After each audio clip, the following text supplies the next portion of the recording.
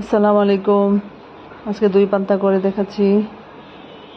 প্রথম আগের রাতে ভিজিয়ে রেখেছিলাম পান্তাটা, তারপর দই দিয়ে রেডি করছি। দই মিশিয়ে দিয়েছি আর নিজের হাতে পাতা দই। তারপর দিয়ে দিব পেঁয়াজ কুচি, ধনেপাতা কুচি, কাঁচামরিচ কুচি, 1 চামচ লবণ।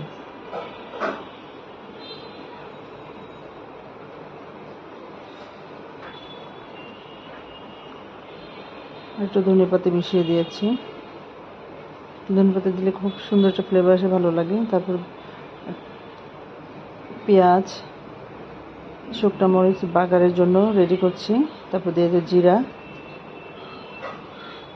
তারপর বাদাম দিয়ে দিব। বাদামটা সুন্দর করে ভেজে ভালো ভাজা হলে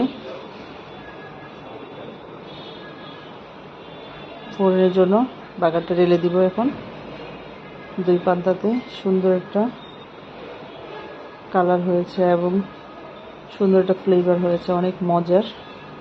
রেডি হয়ে গেল আমার দই পান্তা।